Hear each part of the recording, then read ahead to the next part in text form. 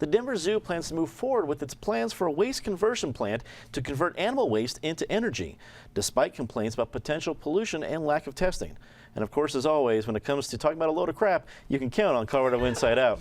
Ed, there's your intro. You take it from here. There's a number of great things about this story. First of all, that we are all sitting around the table talking about elephant dung.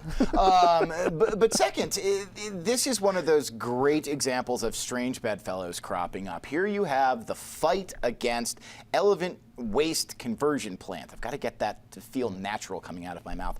An elephant waste conversion plant being led by the neighbors of the zoo and by the Sierra Club. Now let's remember that the power that the elephant waste would replace is now coming from a coal-fired plant. So here's the Sierra Club saying, no, we want you to keep coal-fired power, not this experimental new, really renewable energy source. Look, the fact is probably there is going to be a lot of things done over the next 10 to 15 years with renewable energy sources that some of us haven't even thought of yet. We're seeing it in biomass, we're seeing it other ways.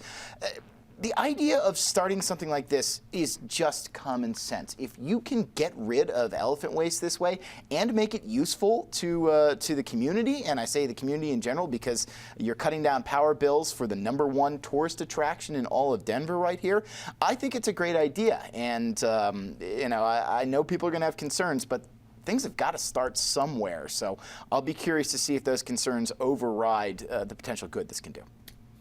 Miguel, it's not like the zoo is a smelting plant here, but it's a zoo. It's a big zoo. It probably already has its own, I guess you can say, aroma. Now this might add to it or detract from it. But do you think the neighborhood has a point, or do we just need to be moving on with these better ideas for energy? Well, the neighborhood is going to have a concern because it is in their backyard, and they are worried about what kind of things are going to be produced in the air, in the elements and the particles. But again, when we look at the zoo, we know financially they've gone into, they've hit some numbers that they aren't seeing the record numbers they used to see, even though it is, in my opinion, one of the best zoos in the nation.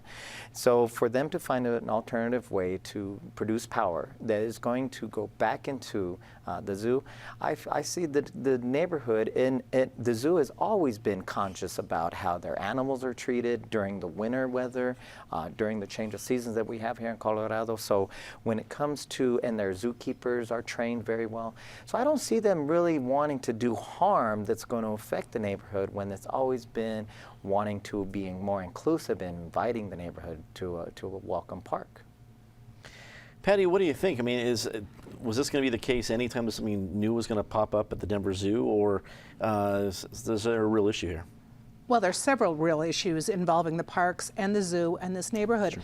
Let's not forget that it wasn't long ago that the zoo wanted to gobble up more of City Park, and that's one of the reasons these neighbors are very, very active in fighting this and raising a stink, not just over this plant, but they're concerned about everything the zoo does.